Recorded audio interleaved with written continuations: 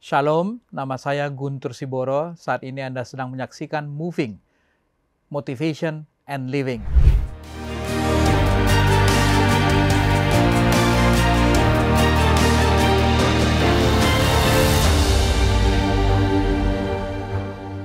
...36 tahun yang lalu, saya mengambil pendidikan S2, Master of Engineering, di sebuah sekolah yang ternama di Amerika. Kalau sekarang itu masuk dalam Ivy League lah ya. Nah, dalam penelitian saya ketika saya mengambil S2 ini, saya meneliti di sebuah pusat penelitian di Cornell University tentang neural network, jaringan cerdas. Nah, ketika saya berada di antara orang-orang yang begitu pintar dan begitu canggih, saya pun mulai merasakan bagaimana saya tidak mempercayai Tuhan. Saya pikir bahwa manusia itu memiliki kekuatan pikiran, kecerdasan pikiran. Sehingga saya terpengaruh oleh lingkungan saya yang mengatakan bahkan, emang Tuhan itu ada? Kita semua bisa ciptakan, apapun kita bisa ciptakan. Saya mulai berhenti pergi ke gereja. Saya tidak pergi kemana-mana, tapi saya tinggal di rumah saja tidur karena memang sudah kebiasaan. Hari itu saya biasanya oleh orang tua saya diajar untuk datang ke gereja, tapi saya tidak mau ke gereja. Dan saya mulai berhenti berdoa, karena saya pikir manusia, kekuatan pikiran manusia bisa melakukan apapun. Nah, ketika saya kembali ke Indonesia, saya berangkat ke Jakarta untuk mengurus penyetaraan. Beberapa kali saya makan nasi goreng yang pedas. Biasanya saya tidak masalah, karena dari kecil saya dibesarkan di Riau yang biasa dengan makanan yang pedas. Tapi entah kenapa setelah satu kali saya memakan nasi goreng yang pedas, perut saya berhenti bekerja. Ya, kalau istilah medisnya peristaltiknya berhenti. Ya.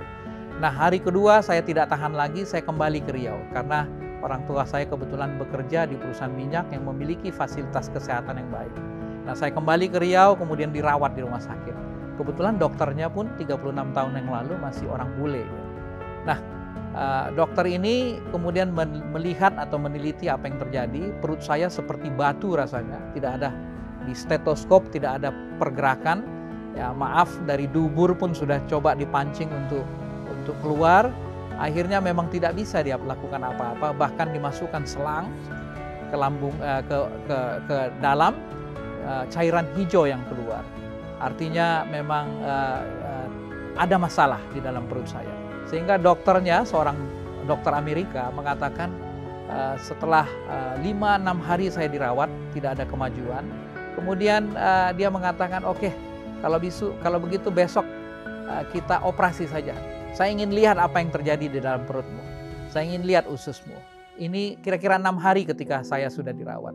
Malam itu, saya berpikir-pikir sebelum operasi dilakukan pada hari esok.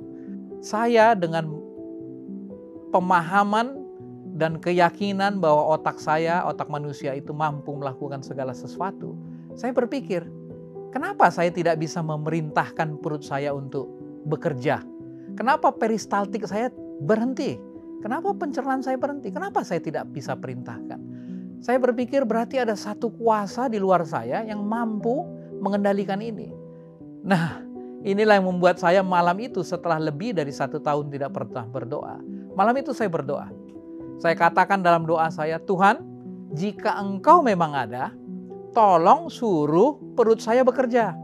Malam itu sekitar jam 2, saya merasakan sesuatu pergerakan di perut saya. Saya merasakan, loh, ini sepertinya perut saya bekerja.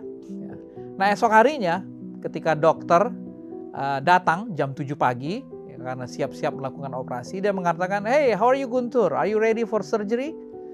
Saya bilang, I'm ready. Ya, saya siap untuk surgery. Tapi dok, I wanna tell you something. Saya mau katakan sesuatu dok. Tadi jam 2 pagi, saya merasakan ada pergerakan di perut saya.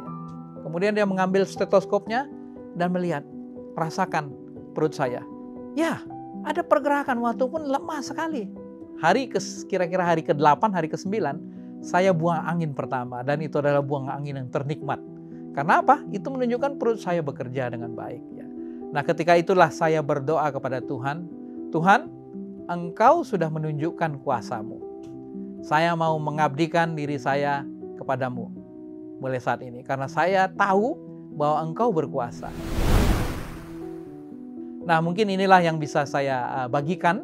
Mudah-mudahan ini memberikan inspirasi bagi kita yang mendengarkan bagaimana pengalaman spiritual pribadi itu sangat penting bagi kita. Tuhan memberkati.